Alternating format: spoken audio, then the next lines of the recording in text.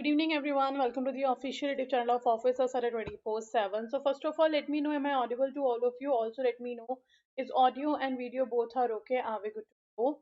So, as you know, we have started this series in which we are discussing every day the certain important number of questions that will be helpful for us uh, to practice on a multiple questions of your paper.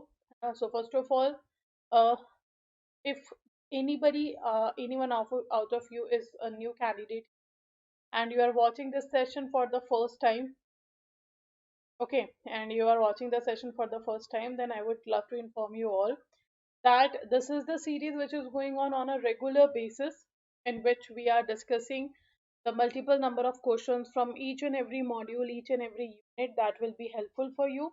So we started with the D module. First, we have completed the each and every unit with the basic questions so that it will give you the understanding of the topic. Then we have started the advanced questions as well. And the advanced questions started discussing in the victory series. First, we have completed the module D. Then we have started the module C. And now the module C is going on in the crash course series, and this is our seventh class of your module C discussion. So as you can see, this is the module C of Indian Economy and Indian Financial, that is Indian Financial Architecture, in which we have completed unit number 20, 21, 22, 23, 24, 25. And today we will be talking about the unit number 26, that is the insurance companies. Okay, this is today's topic. So, if you haven't seen the earlier sessions, then I would request to all of you go to the official YouTube channel of Officers at 27 and check the playlist there. In the playlist, all the sessions recording are available, which have been already conducted.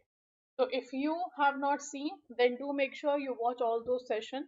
Very important sessions, all those are on the playlist. All recording is available. Okay.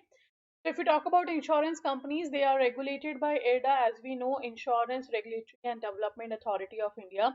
It regulates the insurance company, and on the recommendation of an R.N. Malhotra committee, okay, on the recommendation of R.N. Malhotra committee, we have introduced Adda, and as well as we have introduced the bank assurance services. Bank provide insurance to their customer, as a third party product. So this is the basic of the chapter. Now let's start with the first question, that is talking about that insurance can be defined as a contract between two parties. Like insurance can be defined as what?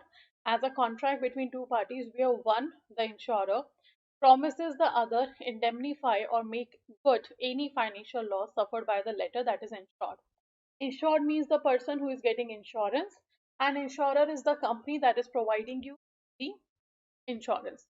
In consideration for an amount received by way of premium, the contract of insurance is referred is to as the dash. So first of all, insurance is simply a product in which you are providing the or you are promising, the insurance companies are promising the customers of their that we will make the loss of your good, and that's what the indemnify means. Indemnify means you are converting the loss of someone into good. So every insurance product you are taking, it have an indemnity contract except your life insurance, because life insurance is not your indemnity contract. Reason, you cannot make the death of some person good for anyone, by any way. So that's why life insurance products are not part of your indemnity product. So here, what is the name of that particular contract of insurance that we are doing? Is it insurance policy? Is it insurance contract? Is it insurer contract, or is it insurer policy? A, B, or D? Which of the following is correct? A, B, or D?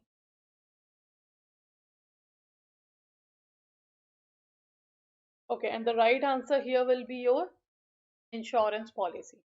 So the contract that we are having between insurer and the insured, that is known as what? As a insurance policy. Okay. Now next. While dash is measured as the percentage of insurance premium to GDP, dash is calculated as a ratio of premium to population. The percentage of insurance premium you are calculating on GDP, and then you are calculating the ratio of premium to the population. So what they termed as? Is it insurance penetration, insurance density? Is it insurance density or insurance penetration? Or you can call any one of them. There is no such a difference between them. Or the right answer is D, none of the above. So what do you think? Which of the following correct here?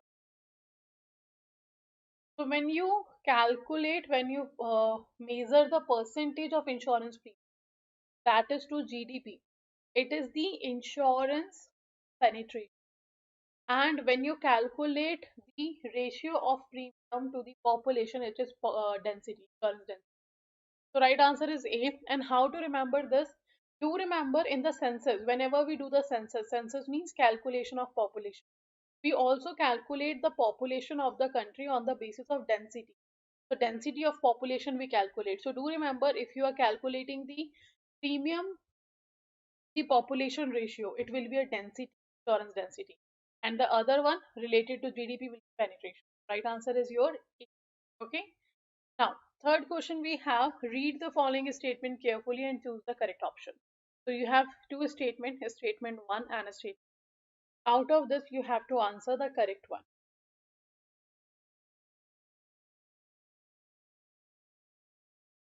Okay.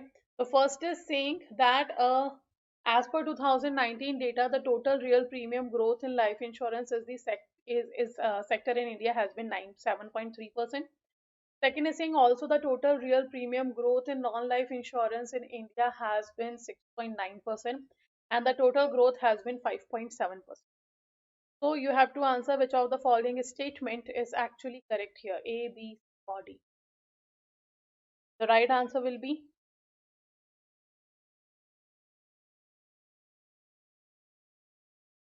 so when it comes to the as per 2019 data, the total real premium growth in life insurance sector in India is actually 7.3. That is correct. But the second is saying non-life insurance of India has 6.9% growth. No, actually the non-life insurance have more growth than the life insurance. So second is not true, but the first is. So your right answer is A. Okay, statement 1 is correct, but the statement 2 is incorrect here. Okay, next question we have about e-insurance account. Like the certain statement 1 and statement 2 have been given, and they are asking read the following statement carefully and choose the correct option in relation to the concept of e.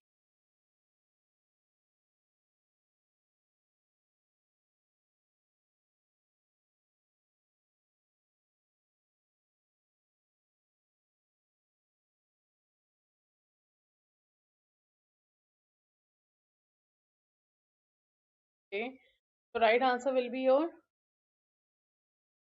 first is saying e-insurance account is stand for e-insurance account or electronic insurance account, which maintains the insurance policy document of policyholder in physical format. This e-insurance account facilitates the policyholder by providing access to the insurance portfolio at a click and a off button through the internet. And second is saying a policyholder can open an e-insurance account with any of the five repository approved by IRDA. So as mentioned above. One cannot open multiple accounts as IRDA allows just one e-insurance account per person. So what do you think? Which of the following is correct relation to the e-insurance account? So second statement is the second statement is totally correct. Like we have five repositories that has been approved by the IRDA, and it is also true one cannot open multiple accounts as IRDA allowed one insurance account per person. So second is true. But first is saying insurance document policy in physical format. It maintains in physical format. No, obviously in the electronic format it will maintain the document. So the first is incorrect and the second is correct. So the right answer will be B. Okay, right answer will be your what? B will be your right answer.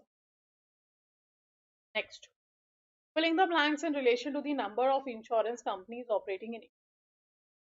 So first is as at the end of the March 2020, there were 68 insurers operating in India, of which 24 were life insurer, 27 were general insurer, 6 were your standalone health insurer, 11 were dash, and including branches of foreign reinsurer and Lloyd's India. So what do you think?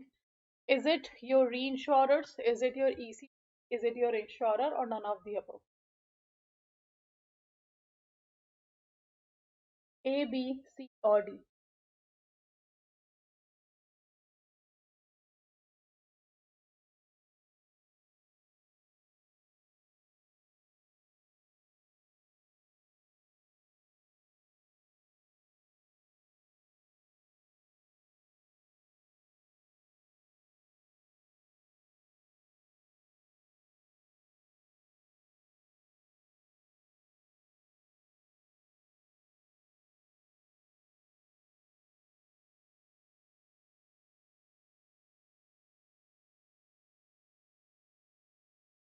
Okay, so right answer is the 11 are what? They are the reinsurers.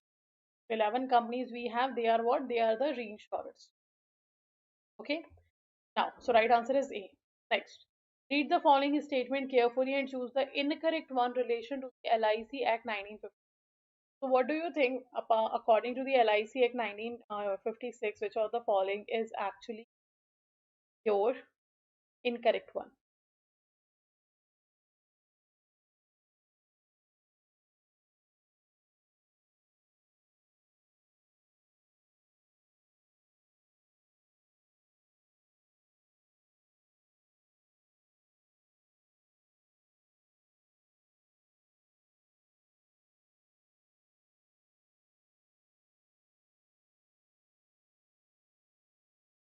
So first is saying in the 1956, the management of life insurance business of all insurers and provident societies then operating in India was taken over by the central government and these businesses were nationalized. Second, LIC was formed in September 1956 with a capital contribution of 5 crores from the government of India.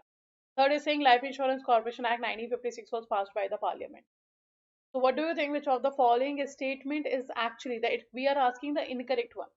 Another incorrect statement in relation to the LIC Act 1956. Okay. So what do you think which statement is incorrect? So actually the first is correct that the management of life insurance business of all insurers and provident society will be done with under this act. This is second is also true. LIC was formed in 1956 and the capital contribution was actually 5 crore from the government. And it is also true that the LIC Act passed in 1956 by the parliament. None of the above statement, all the three statements are correct. The first is correct, second is correct, third is correct. So none of the above are the incorrect statements. So right answer is D. Okay. Now, which among the following is not a correct feature of e-insurance account? The question is which of the following is are not a correct feature of e-insurance account? First, each e-insurance account has unique account number and each account holder is granted a login ID and password to access their policy. Second, e-insurance account is offered to the applicants in return for a nominal fee. Then, to convert existing paper policies into electronic format, a service request has to be made to the insurance repository or the insurer.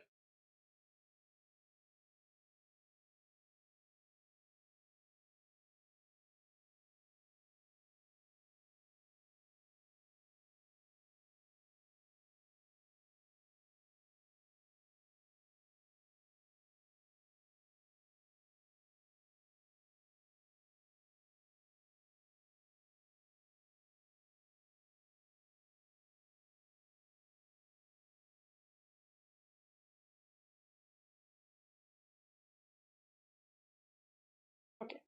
So if you talk about the e-insurance account, the e-insurance account statement here that is not correct is actually the second one because it is available free of cost. No nominal charges will be taken. है ना?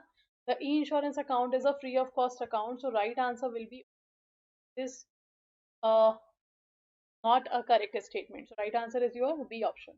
That is it. It is not a correct option. Here. Now, next question we have here that is talking about in the life insurance business, India is ranked dash among the 88 countries for which data is published by the Swiss. So, out of the 88 countries, what is the rank of India in case of your life insurance business?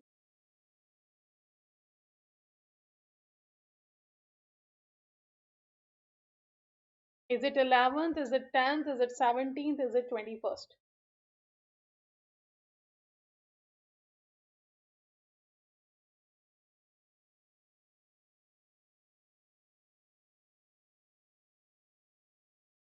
Okay, so the rank of India in context to our insurance business, life insurance business, India stands at the 10th rank.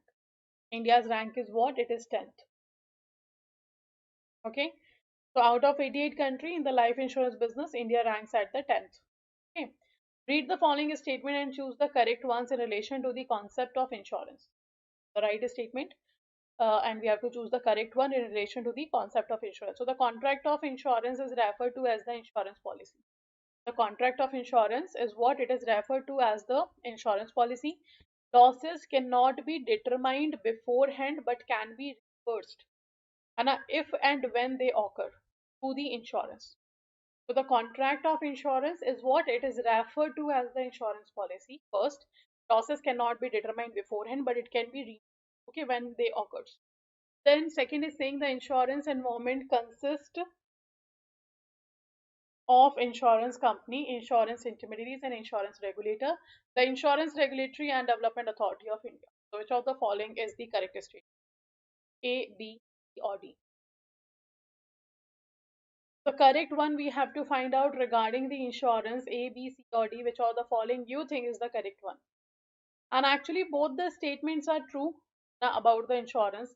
So, right answer will be your C, that both statements are true when it comes to the insurance. Good evening, everyone. Welcome to the official YouTube channel of Officer Study 24/7. So, first of all, let me know how are you all, and also let me know is audio video both are okay. Are we good to go?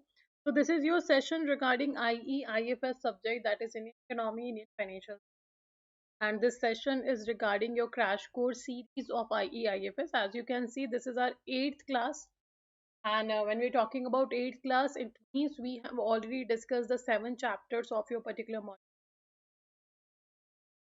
So we have started the victory series with the module D discussion, and in the crash course we are going with the module C discussion.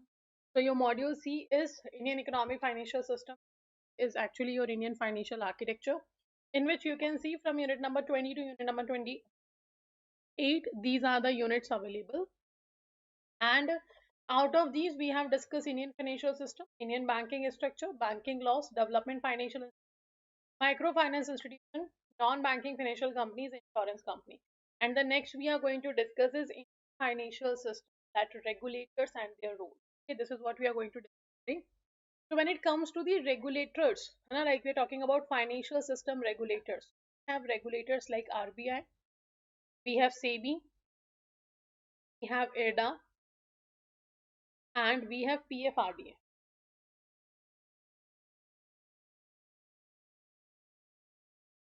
Okay, these are the financial institutions we have, or we can say the regulatory bodies we have. Hana, these are the regulatory bodies of our country. First is RBI. RBI is the central bank of our country. It regulates the banking system, money market, your credit information company, financial system, etc. If we talk about SEBI, SEBI is the Securities and Exchange Board of India. That's the regulatory body of investment market, because it regulates your capital market, commodity market, derivative market, venture capital, your foreign institutional investor, foreign portfolio investor, your merchant banking, mutual fund, all these comes under the regulation of SEBI. That's why we can say that SEBI is the regulatory body of your investment market.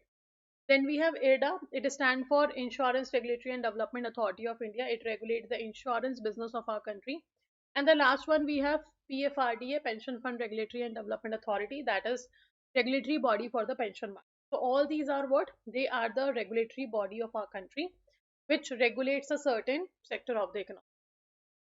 Okay, so on these regulatory bodies, we have to study their roles, their functions, their uh, objectives of working in a particular sector. That's what the unit number 27 is actually all about. Okay, so let's move forward. And before moving forward, I guess you all know till now this information is already spread now. But still, I would like to inform you all that the IIBF has updated the dates of your exam due to election. So your first exam, that is paper 1, Indian Economy, Indian Financial System, was scheduled at on 25th of May, but now it will be conducted on 9th of June. Second paper is your PPB, Principles and Practices of Banking. It was conducted on 26th of March. Was going to be conducted on 26th of May, but now it will be conducted on 16th of June. Next we have AFM, Accounting and Financial Management for Bankers.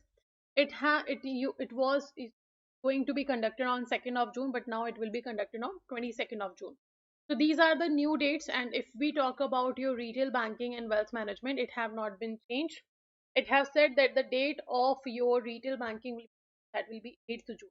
So your paper is starting from 8th of June, and retail banking wealth management 9th June IE IFS, 16th June PPP, and 22nd of June will be your AF. So these are the important dates. Do remember them and prepare according to the old dates, so that it will give you more margin to revise and practice here. So now let's continue with the practice of questions. So the first question is a little bit lengthy, but it's a very simple question, trust me. Question is asking that read the following statement carefully and choose the correct ones in relation to the Reserve Bank of India. So out of these statement, what do you think which statement is true about the Reserve Bank of India? First is saying that it is prior to the setting up of the RBI, the central banking functions were performed by the Imperial Bank of India and the Government of India. Second, we have here that's talking about the RBI was established on 1st of April 1935 in terms of RBI Act 1934. Then we have RBI was conceptualized as per the guidelines, working style, outlook that is presented by Dr. B.R. Ambedkar in his book, the book named as The Problem of the Rupee, Its Origin and Its Solution. Next we have, it was recommended by the 1926 Royal Commission on Currency and Finance, also known as Hilton Young Commission. Okay. The next we have here the central, when the RBI was set up, it served as a central bank for both undivided India and Burma, that is right now is known as Myanmar. And the fifth statement is saying Central Office of Reserve Bank of India was initially established in Kolkata but was permanently moved to Mumbai in 1937. And it commencing its operation as a private statutory company, RBI was nationalized on the 1st January 1949 in terms of Reserve Bank of India Act 1948. So we have to answer here which of the following is actually correct statement regarding RBI. The correct statement regarding RBI is A, B, C or D. Which of the following is correct?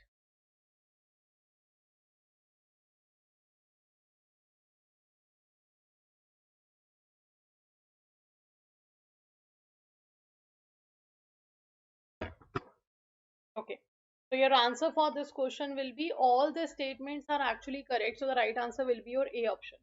Okay, all the statements are correct here. So right answer will be A option because RBI was actually established on 1st of April 1935 and its act came in the year 1934. Next, the Hilton Young Commission in 1926 actually recommended form RBI, and when RBI was established, it was working as a central bank for India as well as the Myanmar. And all the statements are true here. Okay, right answer is A. Now, second question is talking about which among the following is are correct in relation to PFRD. So when it comes to PFRD, it's a Pension Fund Regulatory and Development Authority of India. It is a regulatory body of pension. Now, first is saying Pension Fund Regulatory and Development Authority was established in 2004. Second is saying the body was set up with the view to promoting, regulating, developing pension sector in the. Third is saying National Pension Scheme was launched by PFRDA in the year 2003. Thereafter extended to all citizens. Next we have PFRDA comes under the jurisdiction of the Ministry of Finance. Which of the following statements are correct about the PFRDA? A, B, C or D? 1 and 3, second and fourth, second and third, 1 and third. And the right answer for this question will be second and fourth. That will be your B option. That is second and fourth because actually the body was set up with a view to promote, regulate and develop the pension sector of our country. And as well as PFRDA comes under the jurisdiction of Ministry. Both the statements are correct. Now, entities regulated by Adda does not include which of the following. And so the entities which we are regulating or with the entities which are regulated by Adda, they does not of the following: agency channels, life insurance company, intermediaries, reinsurance companies. So out of these, which of the following is not regulated by the ADA? A, B, C or D? And the right answer here will be your intermediaries. They are not regulated by ADA. All the life insurance company, whether it is a public, private or foreign, they comes under the ADA's regulation. Agency channels comes under the ADA's regulation. Insurance companies comes under, and as well as we can say standalone health insurance company also comes under the ADA, but not the intermediaries. So right answer is your C option. Okay, next question we have filling the blanks about SEBI. So SEBI is the Securities and Exchange Board of India, regulatory body of investment market. It is actually headed by the chairman, who is supported by dash full-time members and dash part-time members. So how many full-time and part-time members are there in the board of directors of SEBI, that you have to answer. And the part-time members are officials which have been deputed by the government and RBI, and the full-time members are supported by the executive director and other line officers. So you have to answer how many full-time and part-time members are there. If we talk about Central Board of RBI, RBI have 21 members in its Central Board of RBI and a Central Board of Directors. That will be your one governor, four deputy governor, four member will come from the local board, two member will come from the Ministry of Finance, and the last 10 members will be nominated by government office. Okay, so that's about RBI. In the SEBI, it will be three members will be full-time members and four members will be part-time members. So the right answer will be okay. In SEBI board of directors, three are the full-time member and four are the part-time member. Next, read the following statement carefully and choose the option in relation to the evolution of currency. So right now, if we talk about currency notes, the maximum denomination can be issued 10,000 rupees. And under the section 22 of RBI Act 1934, it has been said that RBI has the sole right to print all the denomination of currency except rupee. Okay, all can be printed by RBI. So first is saying the 5 rupee note was the first paper currency issued by RBI. This is in January 1941. This is not. With the same year, currency note of 10, 100, 10, 1000, 10,000 was okay. Second is saying private banks like Bank of Bengal, Bank of Bombay, okay, then Bank of Madras. These are what? These are the presidency banks. These are what? These are presidency banks, and all these presidency first printed the paper under the Paper Currency Act 18. So, and earlier before RBI, the British government of India used to, okay, under the monopoly of government, it was there. So, if you talk about the statement, first statement is not true, but the second is true. Earlier, the paper currency used printed under the Paper Currency Act 81, Presidency Bank, and then the Imperial Bank used to print the currency. So, right answer is second is correct, and the first is incorrect. So, right answer will be your B. Right answer will be your B. Statement 1 is incorrect and is okay. Next we have filling the blanks relation to the cash reserve ratio. So which of the following statement is or the filling the blanks concept is clear here. So CRR or we are talking about cash reserve ratio. In the CRR, all the scheduled commercial banks have to maintain with RBI in form of cash as a percentage of NDT. Okay, that's what your CRR is.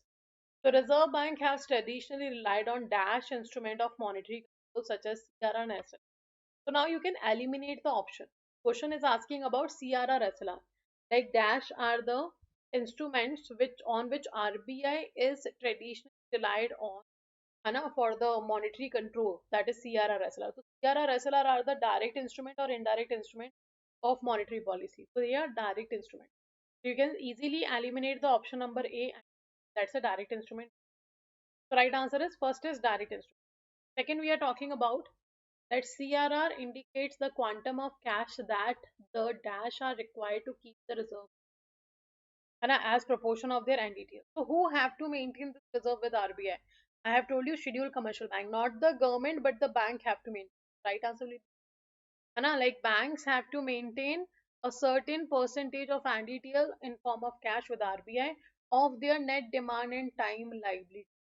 Okay, and it is defined under the section 42(1) of RBI Act 1934 that the CRR have to be maintained by the banks, and it was introduced to maintain the monetary stability in the country by Reserve Bank of India.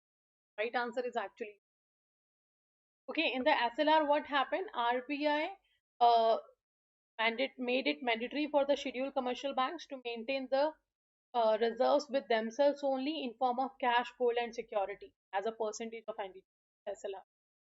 Okay, now we have following are the assets which are eligible for being invested in for maintenance of SLR.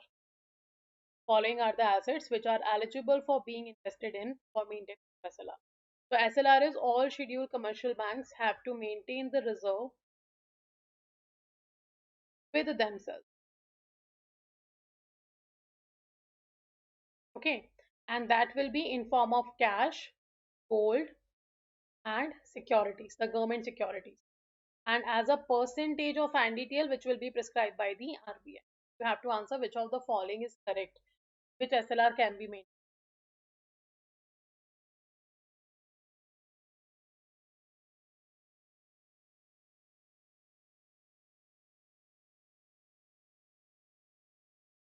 Which of the following is correct here? First is saying cash, second is saying gold valued at price not exceeding current market price. Third is saying investment in the specified instrument which will be referred to as SLR security. Fourth, any other security as directed by the Reserve Bank. The right answer will be four. Actually, all of the above. In all form, the SLR will be maintained by banks with themselves. Good evening, everyone. Welcome to the official YouTube channel of Officer Study 24/7. So, first of all, let me know how are you all, and also let me know is audio, video both are okay? Are we good to go?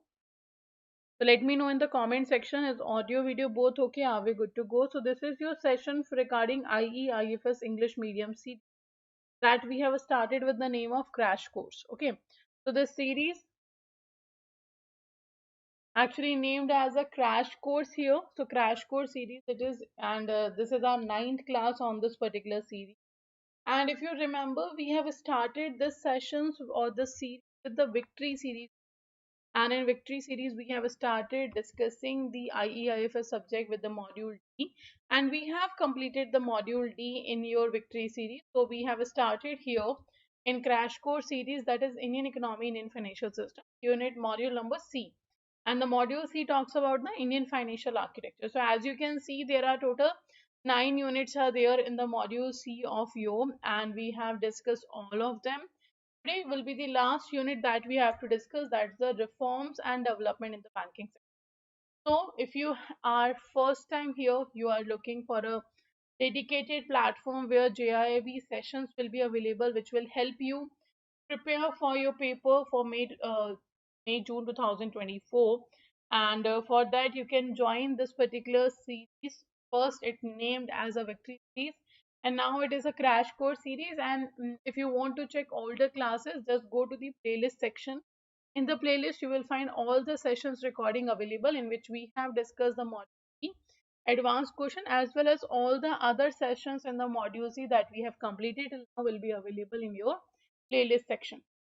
Okay, now let's move forward and talk about today's session. So today's topic talks about the reforms and development in the banking sector. So reforms means changes we are talking about. What changes, what developments have been done in the banking sector. So first of all, when it comes to the reforms, the major three reforms are there. First, RBI have introduced the digital currency that named as a CB, central bank digital currency. That's one of the major new reform we have seen.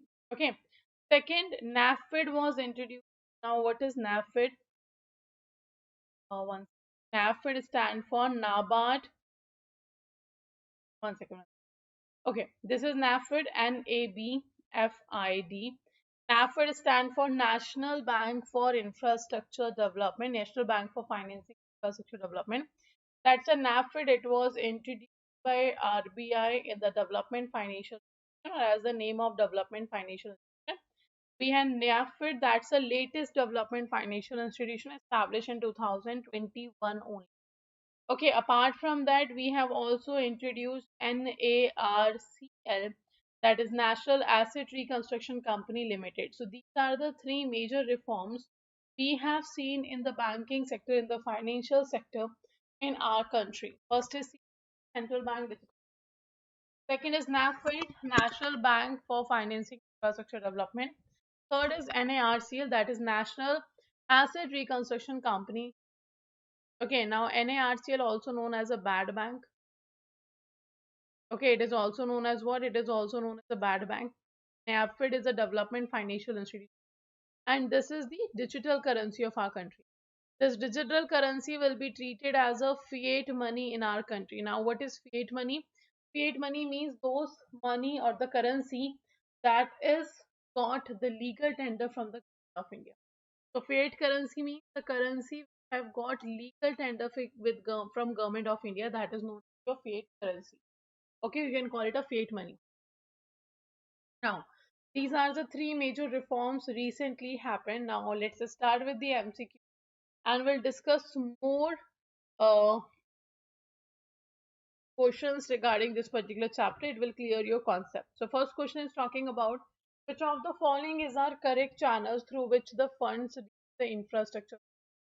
So, development financial institutions were actually created to make the infrastructure sector properly have finance and will be developed. That was the one of the reason why we have introduced the development financial, because development financial able to provide long-term sources of fund, and for the large capital they can provide fund for the long capital, as well as they can give the large capital which commercial banks was not capable of providing. So that's why development financial. Okay. So question is asking which of the following is the correct channel through which the funds reach the infrastructure sector. Is it government, development financial institutions, commercial bank, non-banking companies, insurance companies, and pension funds? So which of the following actually gives funds to the infrastructure sector? A, B, C, or D? And if we see government gives the loan, okay, government give funds, development financial institution gives funds, commercial bank, NBFC, insurance company, pension fund. So the right answer is D. All of the above actually are correct sources, correct channels which provide funds to the infrastructure sector. Right answer is your D. Okay.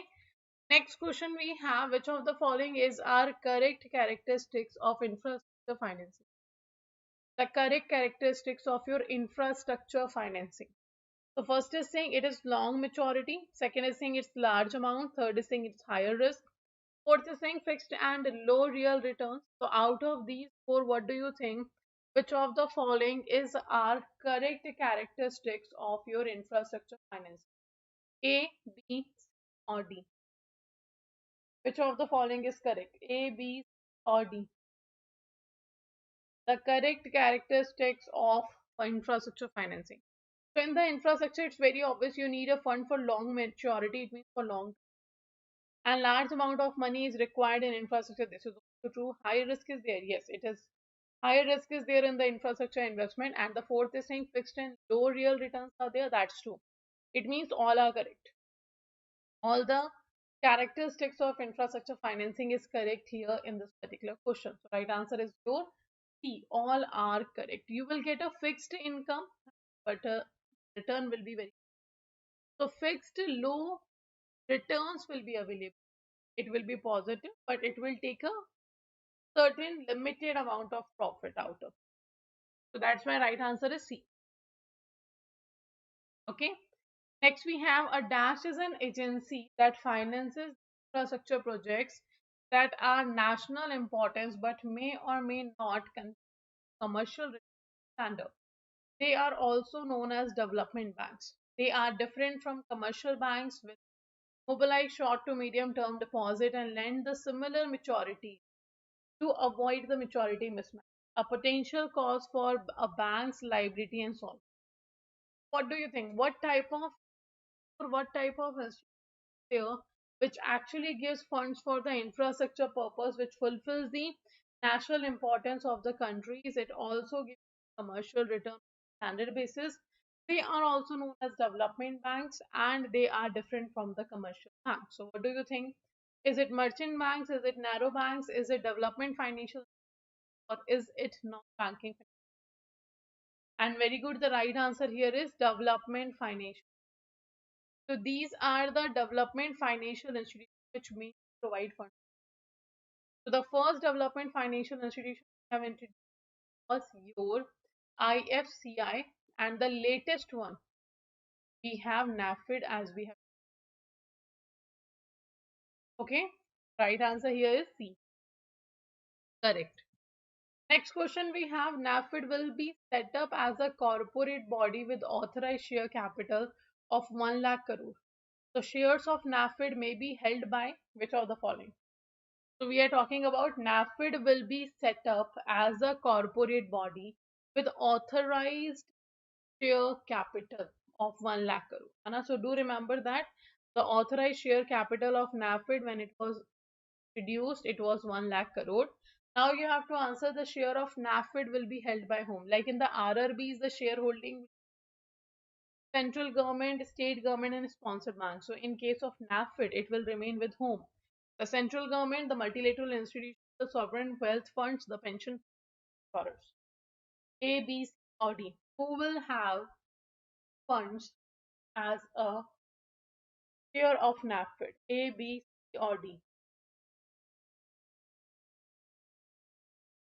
Options we have central government, multilateral institutions, sovereign wealth funds, your pension funds. A, B, C, or D. And the right answer here will be all. All 1, 2, 3, and 4 are correct in context to your NAFID. Okay, so central government, multilateral institutions, sovereign wealth funds, and the pension and insurance. Insurers, it means the insurance companies. They all are they all can have or they all are having shares of NAFID. It means they have given fund to start the NAFID. The share of NAFID may be held by means what? It means they have given fund to start the NAFID. The right answer is C. All are correct. Which of the following is our incorrect function of NAFID? The incorrect function of NAFID. First is saying NAFID will have both financial as well as developmental objectives. Second is saying financial objectives will be directly or indirectly lend, invest, or attract the investment for infrastructure project, which is located entirely or partially in.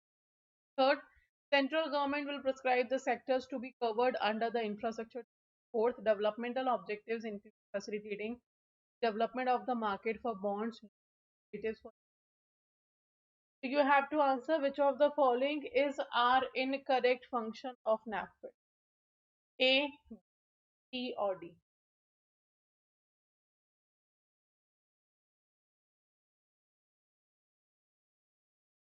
A, B, C, or D. Which of the following is correct?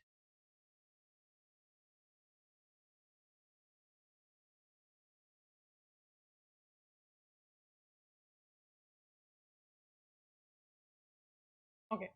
So if we talk about NAFID, it actually perform both financial as well as developmental object. First is true.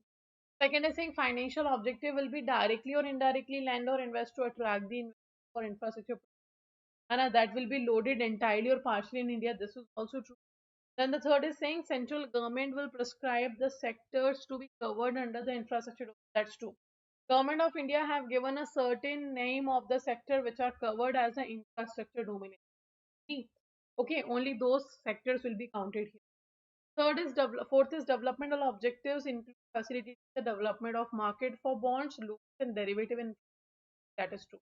So first, second, third, fourth, all other statements are true here regarding the function of NAFID. So your right answer will be D because it was asking about the incorrect function. But all the functions here given is correct. So right answer is your D. Okay, right answer will be your what? D. None of the above. Next we have NAFID can borrow money from which of the following? So NAFID is actually developing infrastructure sector and providing funds for the infrastructure. So it's very obvious NAFID will need funds for the development of the infrastructure.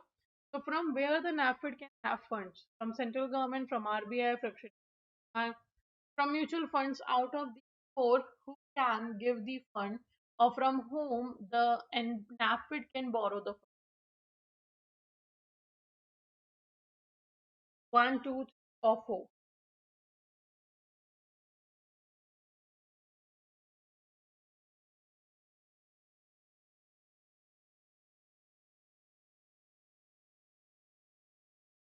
Okay, so the right answer will be here all.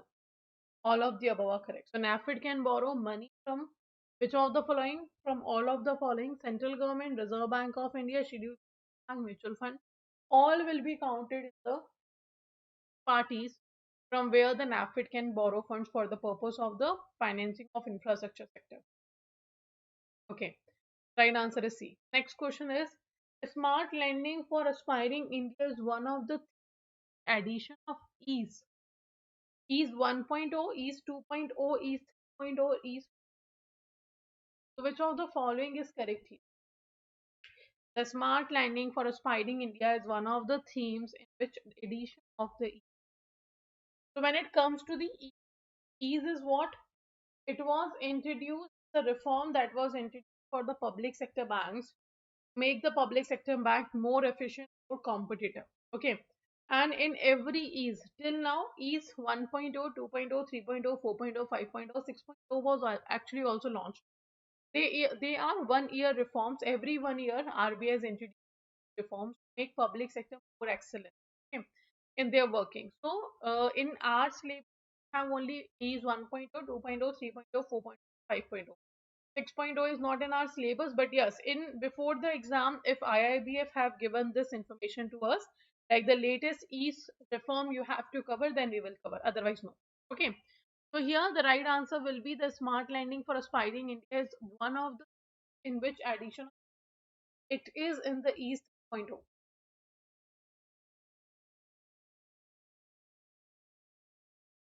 Okay, so right answer will be ease 3.0. That is your smart landing for aspiring India is one of the themes. So the EASE 3.0 have total 4 things. Out of that, one we have a smart landing fighting India. So here the right answer will be C option. Okay, that's the correct one. Okay.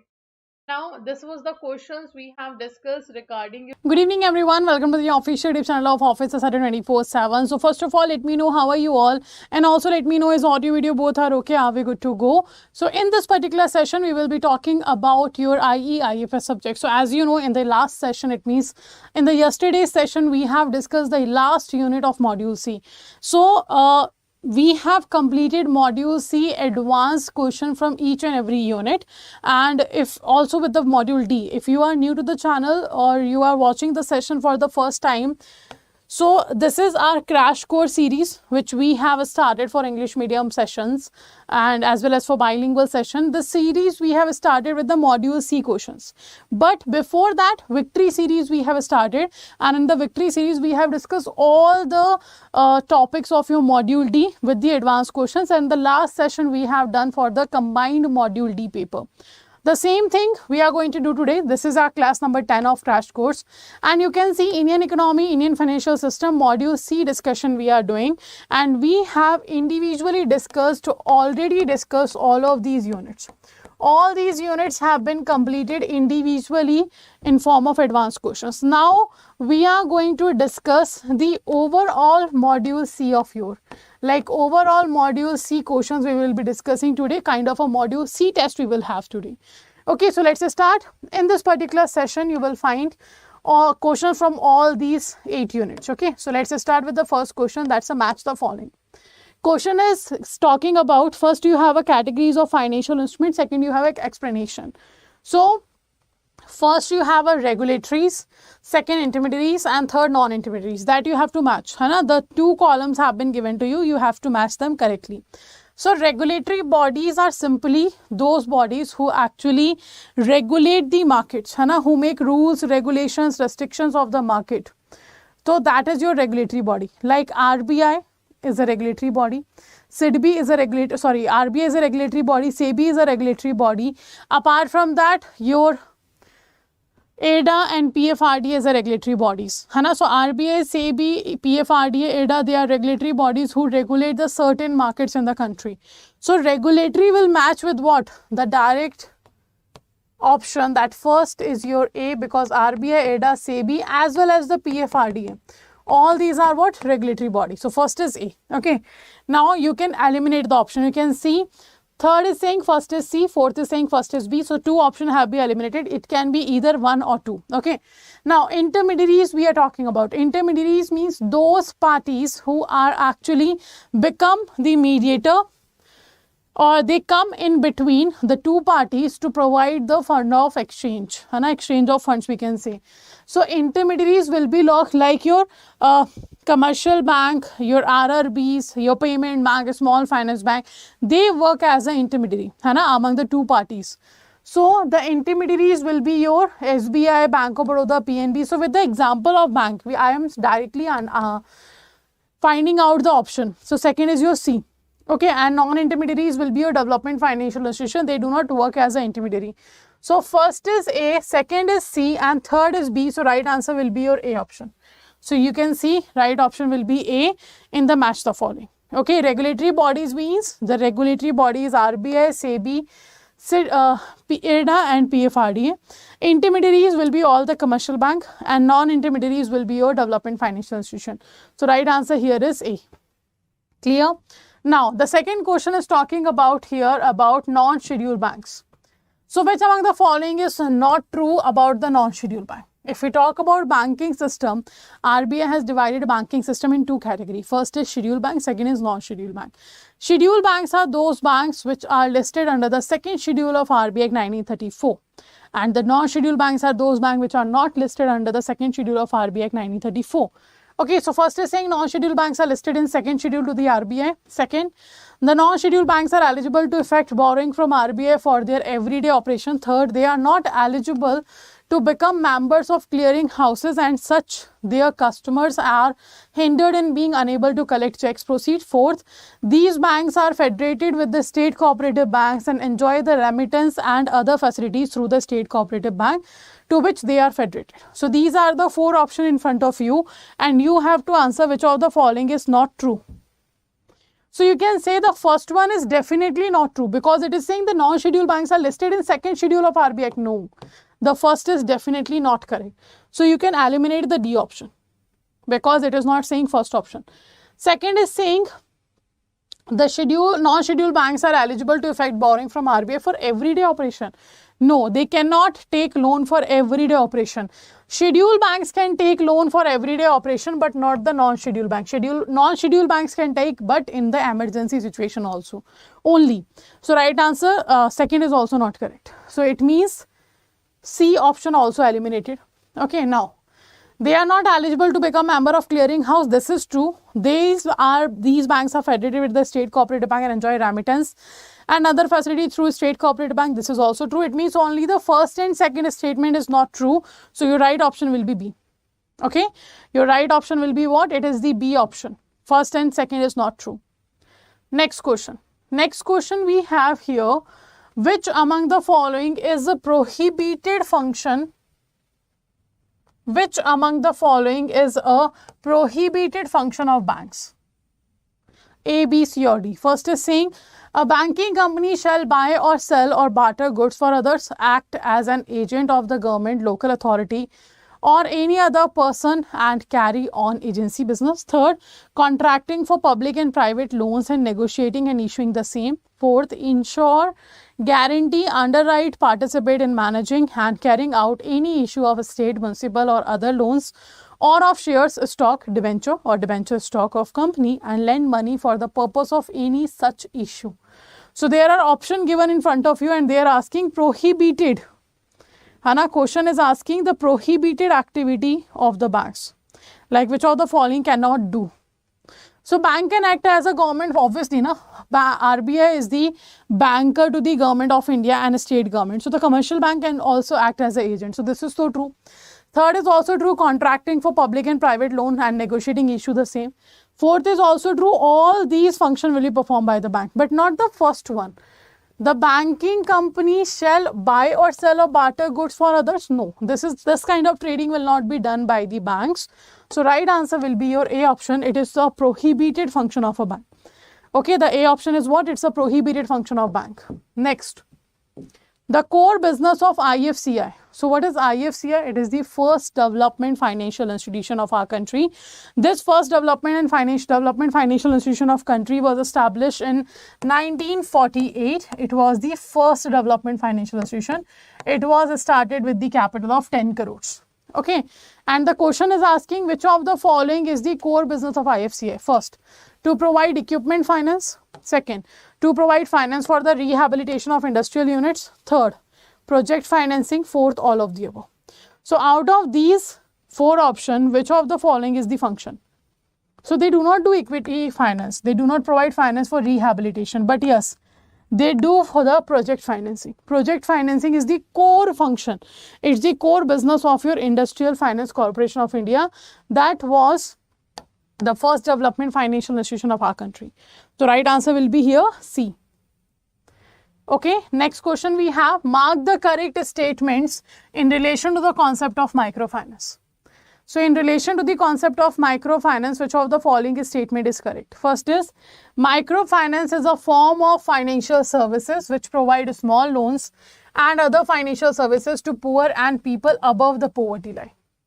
First. Second is saying, it is an economic tool which is designed to promote financial inclusion, which enable the poor and low income household to come out of poverty, increase their income level, improve their overall living standard. Okay.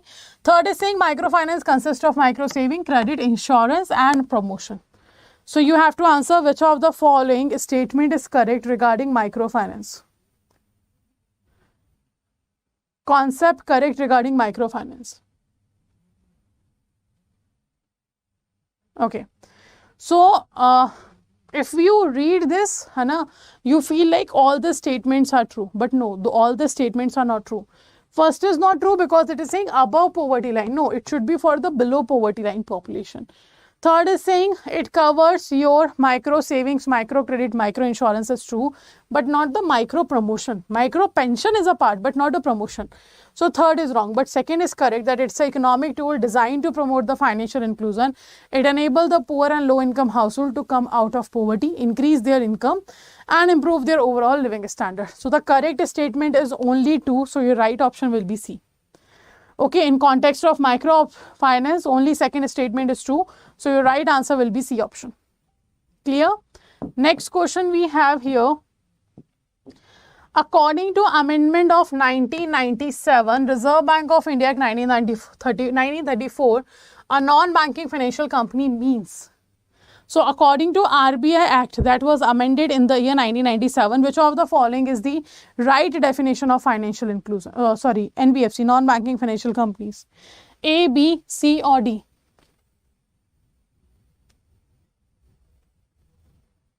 Which of the following is correct? A, B, C or D? The definition of non-banking financial company.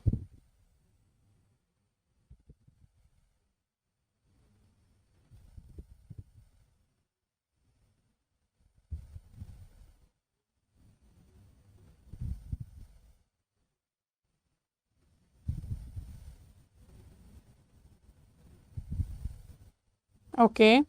So the right answer for this particular question will be your what?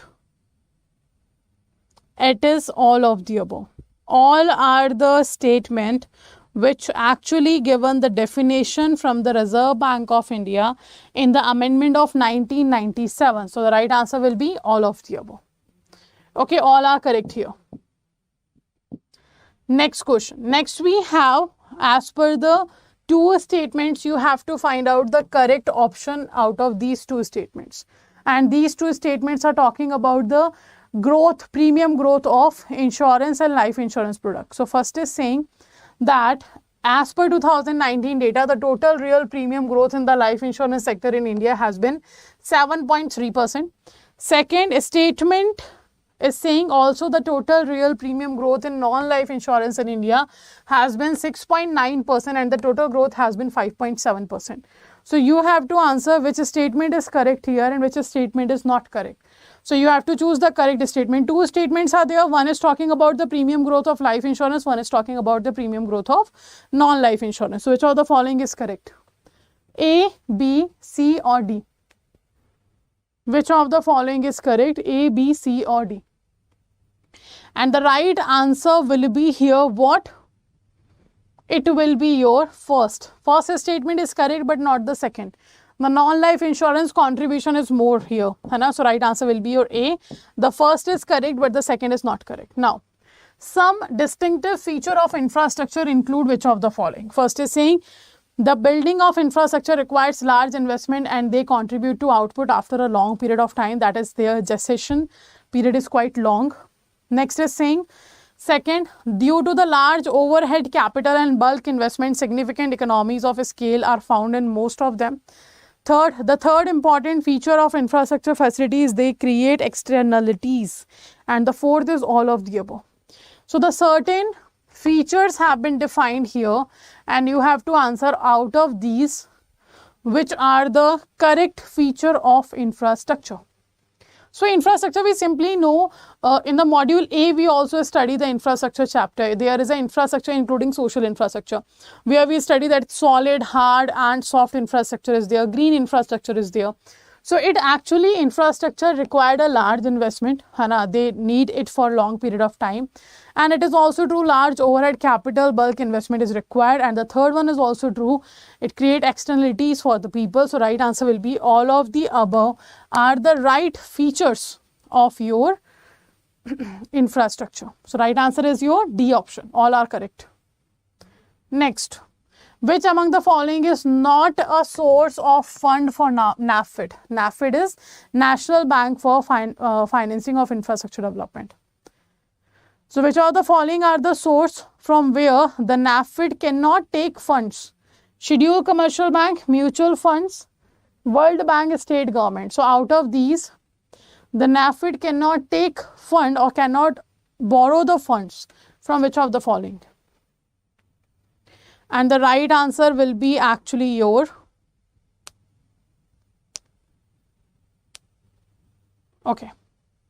the right answer will be your D. The central government can become the source for the fund for the NAFID, but not the state government. So the right answer will be your D. D is not a part of your source of funds for the NAFID. Apart from state government, central governments will be there. So right answer is D. Now, which among the following is not a part of your data enable agricultural financing theme under the EASE 4.0? So there are EASE reforms 1.0, 2.0, 3.0, 4.0, 5.0. These are 5 reforms we have.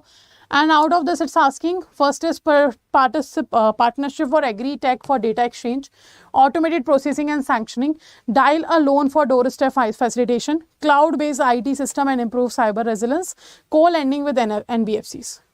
Okay, so which of the following is actually the correct one here? Which is not a part of your data enable agriculture financing. And actually, it is your the last two, the cloud-based IT system and improved cyber resilience, the co-lending with NBFC. These are two not a part of your data enable agriculture financing. So the right answer will be your B option.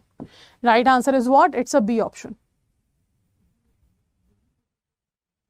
Good evening everyone, welcome to the official YouTube channel of Officer Saturday 24/7. So first of all, let me know how are you all, and also let me know is audio video both are okay, are we good to go?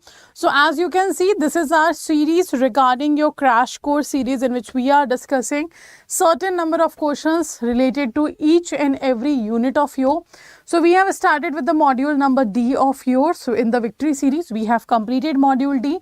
Then we came to the module C in the crash course series, and now we have completed the module C as well. And today we will be starting the module B in the class number 11 of your. So this is your class number 11 of crash course. Before moving forward, if you have not seen earlier sessions regarding your module D and module C, then I would love to inform you all, go to the official YouTube channel of Office Saturday 24/7. Go to the channel, go to the playlist, you will find all the sessions recording is available there. Okay, so you can go and check the recorded videos there and do practice those questions, because these are actually going to help you in your prepare. Okay, so now next thing is today's session will be about Indian economy, Indian financial systems. Module B, that is your economic concepts related to banking. Okay, that's what we are going to discuss today. Now, and the today's topic will be your first unit of module B, or overall 12th unit of your IFS. That is fundamentals of economics, microeconomics, macroeconomics and type of economies. So when it comes to the fundamental, it's a very basic unit. It is actually, it tells you about the basic economics, like the basic terminologies related to economics. And to study or to understand what economics is, you have to understand this fundamental and branches of economies. So first of all, when we talk about economics, it is the study of economy. And what is economy? Economy is simply a system in which production, distribution and consumption of goods and services will be done. So when we study this economy, when we study this system, that is known as economic system. Now what is the requirement of studying this system? We are studying this system because every country have a scarcity of resources but the unlimited needs and wants. So how to allocate the limited resources in such a way that we will be able to fulfill the maximum needs and wants of the population. So to check that and to calculate that only, we have introduced the economics, the study of economy, to find out the way how the resources should be distributed or allocated to fulfill the unlimited needs and wants. That's the reason behind studying the economy, studying the system. Okay, now if we talk about further, the three major economic problems are there. That is what to produce, how to produce, for whom to produce. These are the three major economic problems we have. And to fulfill these three, or to find out the solution of these three major economic problems, we are doing all the study of your economy, and as well as we are talking about the branches of economics, sectors of economies and your types of economies. Okay, so next we have branches of economics, that is micro and macro. Micro and macro are the two branches of economics. So as we have discussed, economics is the study of economy. Now in the microeconomics, we are studying individual. When the study of individual will be done, that's a microeconomics. And the study of whole will be done. Whole economy you are doing a study. That will be known as your macroeconomics. Okay. Now types of economies we have, or you can call it a types of economic system: capitalistic economy, socialistic economy, mixed economy. These are the type of economies, or you can call them the economic system. Capitalistic economy is the economy which is run by the private industrialists. Capitalistic economy run by the government, and the mixed economy actually run by the both government and the private sector. The objective behind, or the motto behind, capitalistic economy is the profit maximization. That's why private industrialists are running this economy. The second, the objective behind, or the motto behind the socialistic economy is the social welfare. That's why government is here to run the economy. And the mixed economy have both objectives or both mottos, profit maximization and social welfare. That's why government and private sector both are working together here. So these are the three economic systems we have. Now let's move forwards towards the question and we'll discuss the rest of the topic in the form of MCQ. So first question is talking about, read the following statement carefully and choose the correct ones regarding the subject of economics. So you have to find out the right option which is correct regarding the subject of your economics. First is saying economics is concerned with the production, consumption, distribution of goods and services. Second, we have economics is becoming increasingly crucial as we grow more internationally connected. Third, economics is the science which studies human behavior as a relationship between ants and scarce means which have alternative uses. Fourth, in the absence of scarcity and alternative use of available resources, there is no economic problem. There is what? There is no economic problem in this kind of economy. So you have to answer which of the following is the correct option or the correct statement regarding the economics. A, B, C or D. 1, 2, 3, 2 and 4, 1, 2 and 4 and all of the above. So you have to answer which statement which is giving here, all the four statement out of them, which statement is true here.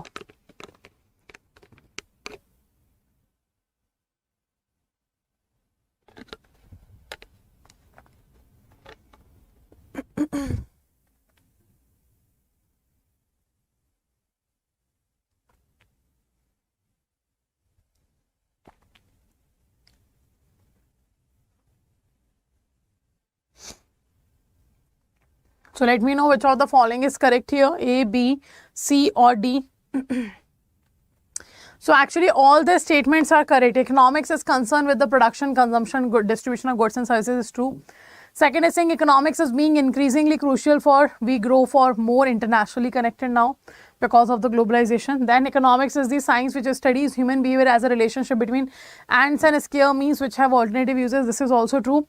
Fourth, in the absence of scarcity and alternative uses of available resources, there is no economic problem. This is true. So right answer will be your all the statements are true. So all of the above are correct. Right answer is D. Next question we have, ends means what? Ends refers to what? So there are two terms that will be used. One is ends, one is means. है ना? So you have to remember what ends means, what is the meaning of ends, and what is the meaning of means. That you have to remember. When we talk about ends, ends are the wants of a people. Ends means human wants. Now what is the meaning of means? Means your resources. Okay, so in the economics, when you find ends written, it means the human wants we are talking about. If means is written, it means we are talking about the resources. So right answer will be your D option. Right answer is what? D option. Next question we have, which among the following is not a problem of economic organization? Which of the following is not a problem of economic organization? First is saying which industries to choose in terms of goods and services for production. Second, what number of units should be produced in order to earn maximum possible profit? Which and of what quality? Which and of what quality factors of production to use? Fourth is saying what should be the target market. So out of these you have to answer which of the following is not a problem of economic organization, or we can say not a problem of economy. A, B, C or D. Which of the following is correct?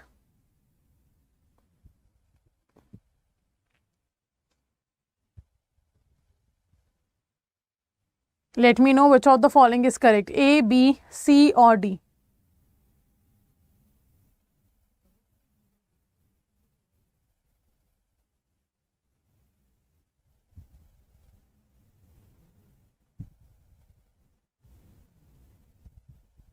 Okay, so when we talk about here the problem of economic organization, we have three major problems: what to produce, how to produce, and for whom to produce. So for whom is your target market, है ना? Which of the what quality have to be produced, like what to produce is the correct. What number of units, how much to have to be produced, and which industries to choose to in terms of goods and services production. So it means all of the above are the actually part of your problem of economic organization. Question is asking not a problem, so answer will be none of the above. Not a problem, if they are asking, the answer will be not none of the above.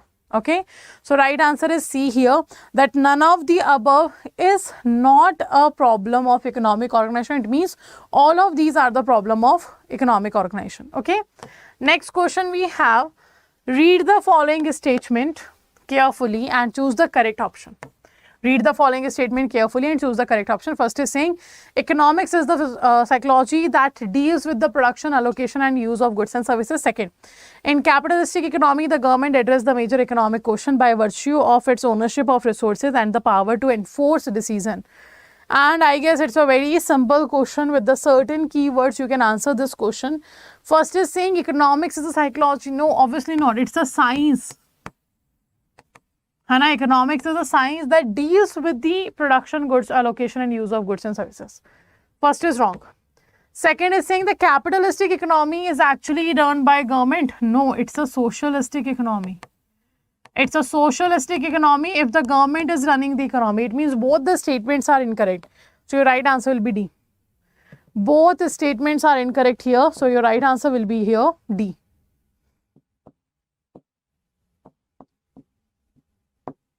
Okay, next we have the book title General Theory of Employment, Interest and Money is published by, was published by actually. So there are certain books which are important. The first book, the Adda Naroji have written is important. The second book, Dr. Ambedkar have given is important. The third book we have here, it was written by whom you have to tell. And the fourth book we have, that was given by Mr. M. Visweshwarya. These four books are very important to remember. Okay, in the IFS subject. Now, the General Theory of Employment, Interest and Money is actually written by the father of macroeconomics, or the person who have given us the national income definition, that is Mr. J.M. Keynes. Okay, Mr. J.M. Keynes is the right answer. Next question we have here, read the following statement carefully and choose the correct option here. Read the following statement carefully and choose the correct option here. So statement 1 is saying in command economy, the government addresses the minor economic question by virtue of its ownership of resources and its power to enforce a decision. Then second statement is saying a market economy is one in which individuals and private firms make major decisions about the production and consumption. So you have to answer which of the following statement is true. Which of the following statement is true here? A, B, C or D?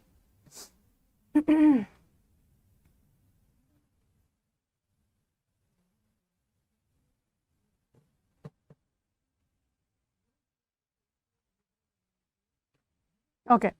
So you can see the first is saying in command economy, the government address what? The minor? No, it should be a major. The government address the major economic questions. So the first is wrong. But when it comes to the second is true. So right answer will be your first is incorrect, second is correct. It means B option is correct. Your right answer will be B option. First is incorrect, second is correct. B option is correct. Next we have definition given by whom is also known as wealth definition. So there are 4 definitions given by Mr. Adam Smith, by Mr. Alfred Marshall, by Mr. Leon Robbins, by Mr. Paul Samuelson. They have given the definition on the basis of their own study and they all have given the different definition. Out of all of them, who have given us the wealth definition? So the wealth definition is actually given by Mr. Adam Smith. Mr. Adam Smith have given the wealth definition. Mr. Alfred Marshall have given us the welfare definition. Mr. Robbins have given us the scarcity definition. And Mr. Paul has given us the growth definition. So do remember all these 4 definitions given by the 4 economists, very important. So right answer here is Mr. Adam Smith, option number B is correct. Okay, next question we are talking about the 2 branches are there, dash and dash, converge to form the core of your modern economics. So what are the 2 branches of economics? Micro or econometric, macro or statistics, micro and macro, macro and Indian. So which of the following is actually your 2 branches of economics? And it's very simple, microeconomics and macroeconomics. In microeconomics we study the individual entity, individual person, and in macroeconomics we study the economy as a whole. So right answer will be your C option here.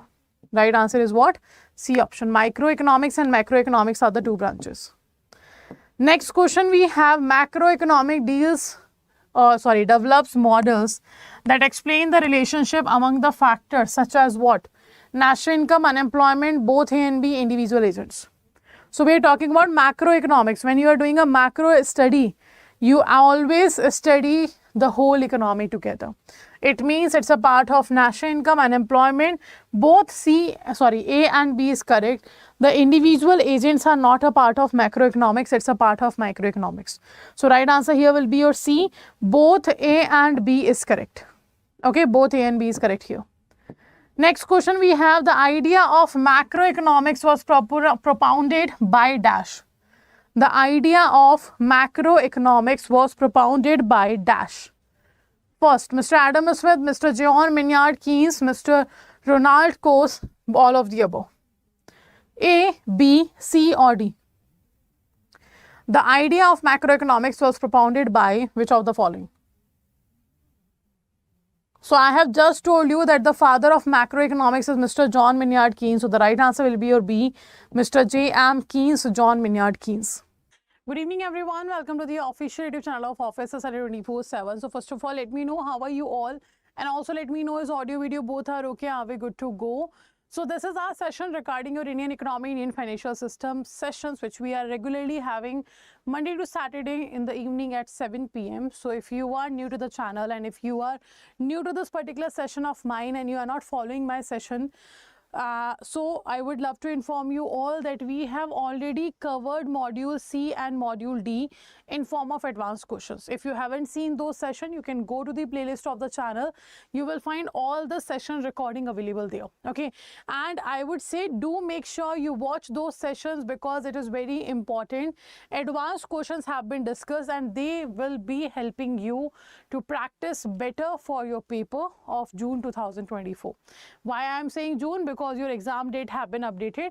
Now your first paper will start from 8th of June and the last paper will be on 22nd of June. So now it is June 2024 paper, and you can see this is our crash course series in which module C we have started and also completed, and we now is at the module B, and this is class number 12 in which we are going to discuss Indian economy, Indian financial system, module B, that named as your economic concepts related to the banking, in which already we have discussed the unit number 12, that is fundamentals of economics, microeconomics, macroeconomics and types of economies. We have already done this. Now today we will be talking about the supply and demand. Okay, so before moving forward with the topic questions, let's understand the basic of this topic. If we talk about demand and supply, they both have inverse relation. Demand and supply both have inverse relation. If the demand is increasing, the supply will decrease. If the demand is decreasing, the supply will increase. First thing, okay. Second thing is that demand creates its own supply. This is true. And the supply creates its own demand. This is also true. Reason, because these are the two ways to study the economy, that is one from the demand side and one from the supply side. Both the theories are correct and they have been given by Mr. J.M. Keynes and Mr. J.B. Say. Okay, now the next thing is we have to cover the law of demand and law of supply. The law of demand says that the price and quantity demanded have a inverse relation, they have a negative relation. So according to law of demand, if the prices are increasing, the quantity demanded will decrease. And if the prices are decreasing, the quantity demanded will increase. That's the inverse relation between the price and quantity demanded of our country. That's the law of demand.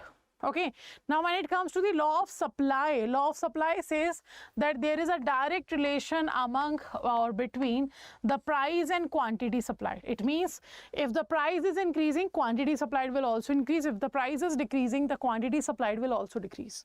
So these are the law of demand and law of supply we have.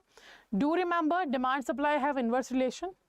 Demand creates its own supply, supply creates its own demand. Law of demand says that the price and quantity demanded have inverse relation, they have negative relation. Law of supply says that the price and quantity supplied have a direct relation, a positive relation. Okay. Now let's move forward to the questions and discuss about the topic more. So first question is talking about understood. What is understood by the law of demand? So out of these statements, which of the following statement is actually defining right the law of demand? A, B, C or D. First is saying when the price of commodity is raised and other things not being constant. Achha, one thing is there, when you are studying law of demand chapter, and when you are studying this chapter, do remember that in your mind, other things remains constant is a constant statement you have to use in this chapter.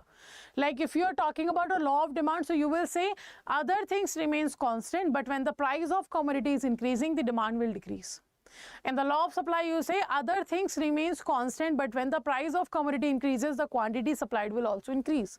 So this statement, other things remains constant, is the constant in your topic of demand and supply.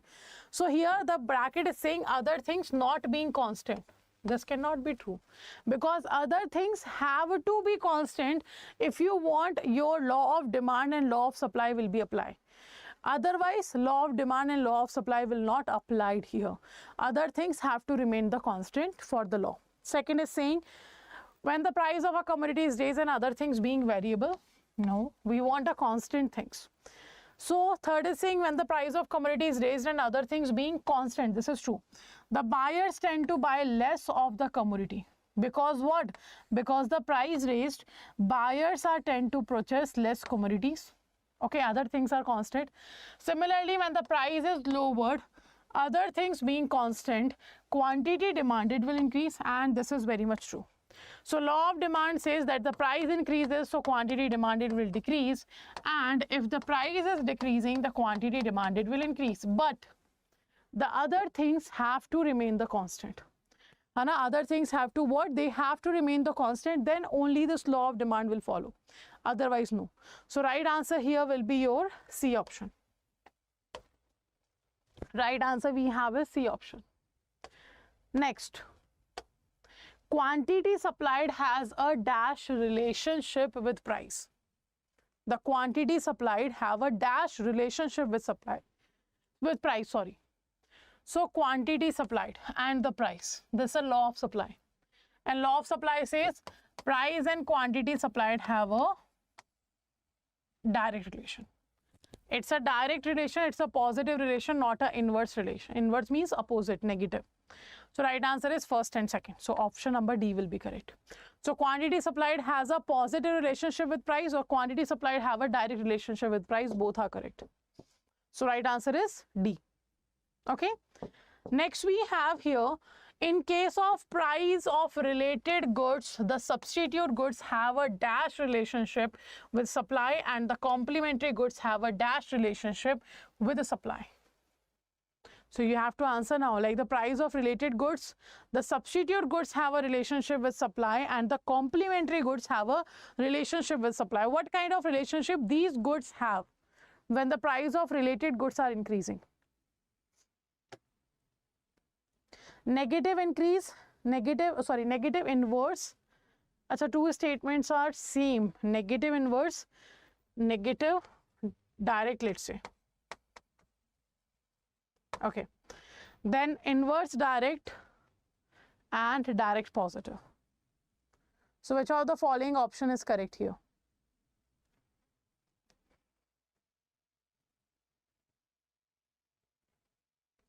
What relationship would be there with the substitute goods and with the complementary goods?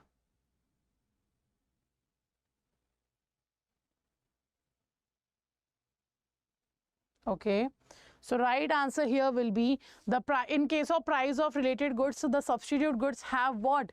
They have the inverse relationship with supply.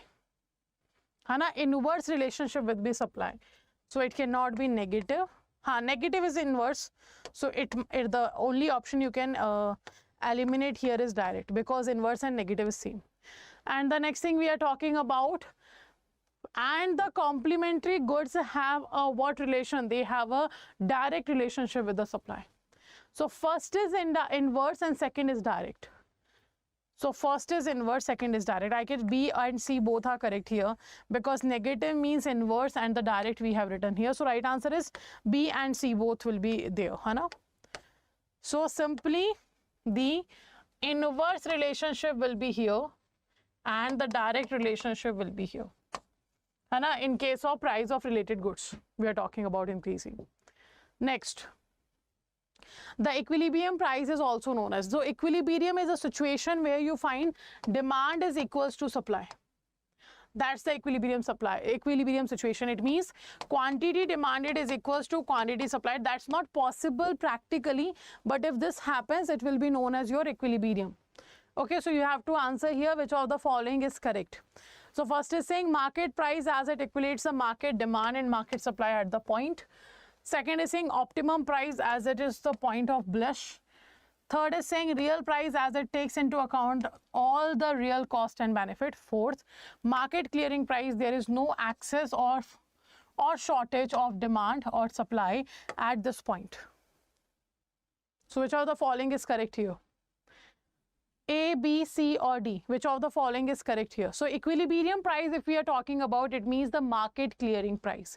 And it is what? It is a market clearing price where there is no excess, no shortage of demand and supply in the economy. That is your equilibrium. So right answer will be your D option. Okay, right answer you have is D option. Clear? Next question. Which among the following statement are not correct in relation to the concept of demand schedule? Not correct in relation to what? In relation to the demand schedule. So what is demand schedule? When the relationship between price and quantity demanded have been represented on a tabular form, that is known as your demand schedule. So first is saying it is the relationship between demand and quantity bought. Second, it is the relationship demand and quantity bought. No, it is the relationship between price and quantity bought. This is true. It is the relationship between income and demand. Obviously not. The ideal demand schedule is downward sloping. This is true. So second and fourth is true here. The right answer will be D. Acha, not correct they are asking. Second and fourth is correct statement, not correct is first and third. So A option will be correct.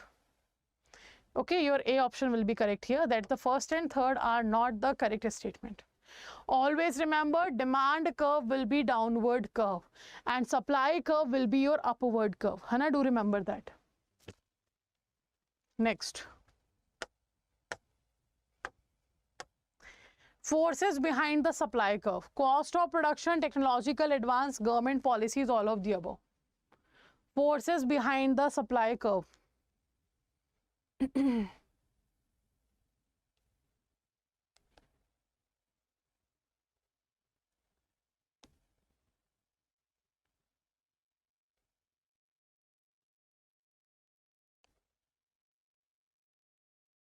Okay, so right answer here will be forces behind the supply curve is all of the above. They are the forces behind your supply curve, and always remember supply curve have a upward slope, है ना? So this is the downward slope. This is downward slope. This is a demand curve. Okay, and upward slope is like this. This is your supply curve. Do remember this. Okay, upward and downward slope. D. Next. Shift in supply means, if there is a shift in supply, it means what? When the changes in factor other than the goods own price affect the quantity supplied. Second is saying when the changes in the goods own price affect the quantity supplied. Third, both A and B, and fourth, none of the above.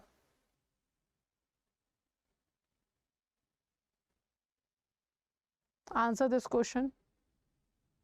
A, B, C or D, which of the following will be correct? So you can see here, if there is a shift in supply, Hana, it means what?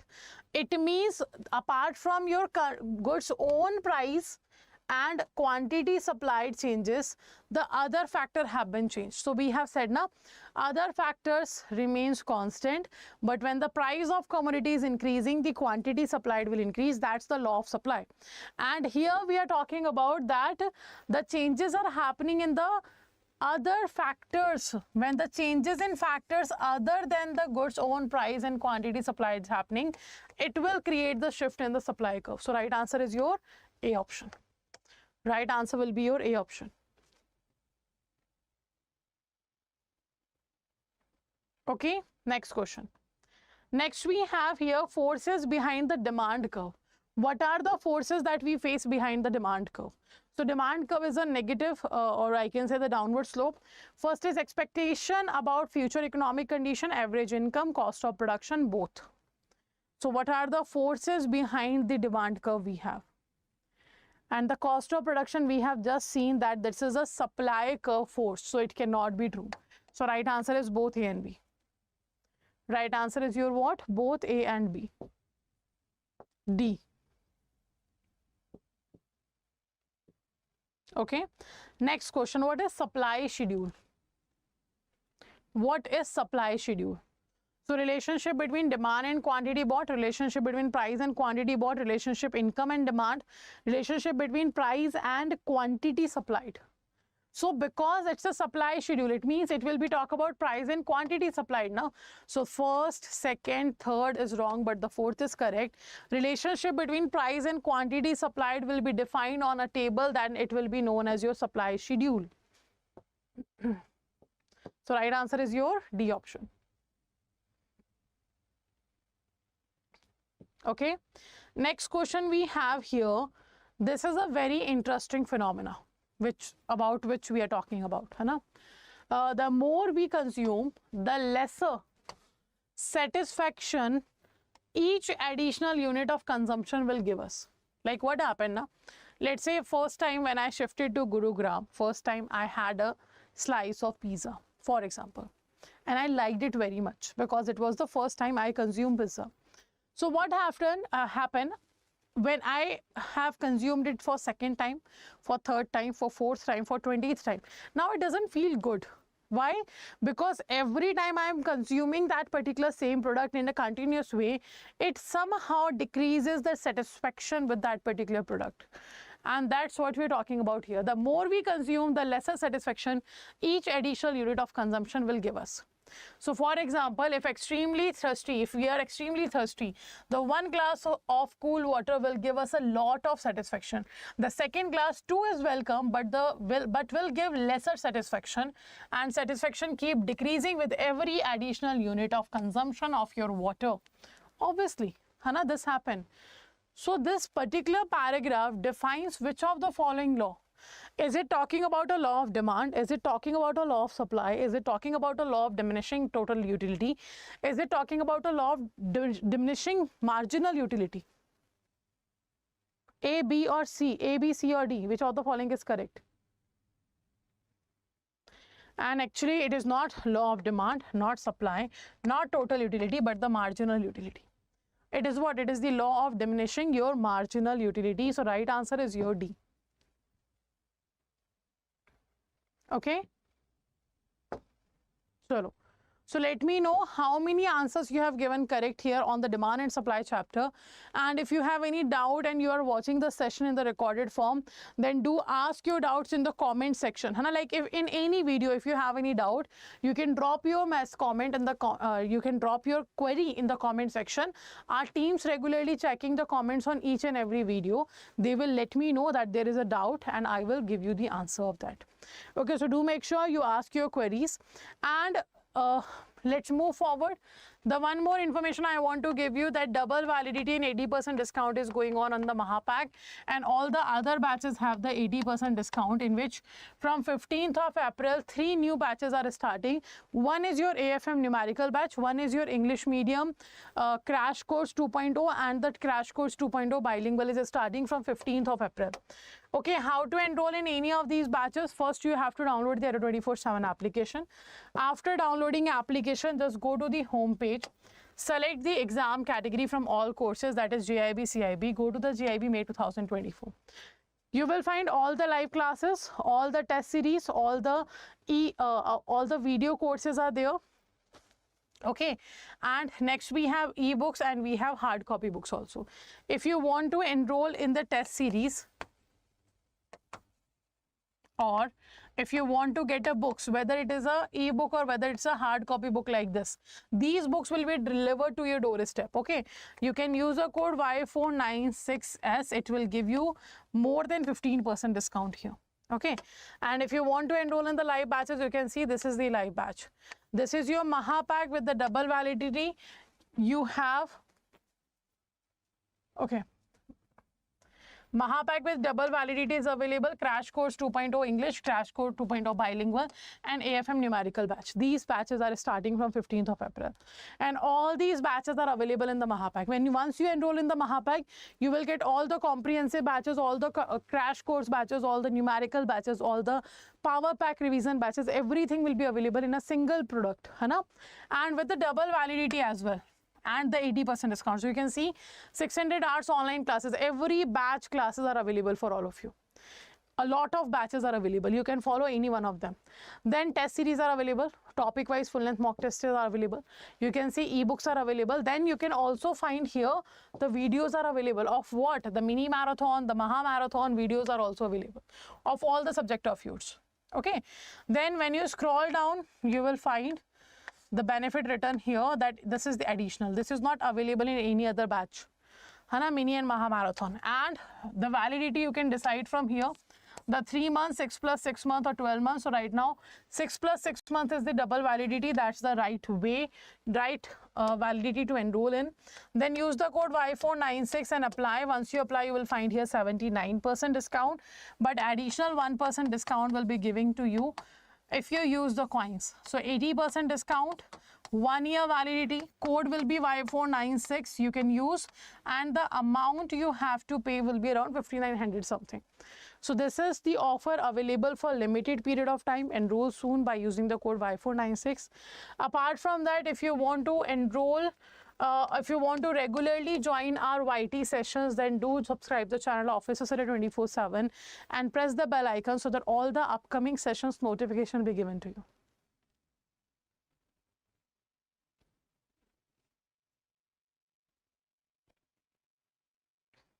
Okay, so this is all for today. We'll be ending the session here only, and if you have any doubt, you can always ask in the comment section, and do not forget to join all the sessions on Officer Survey 24/7, because all sessions are going to help you to practice more for your exam. Okay, so that's all for today. Thank you everyone for joining the session. We'll see you in the next class tomorrow. Take care.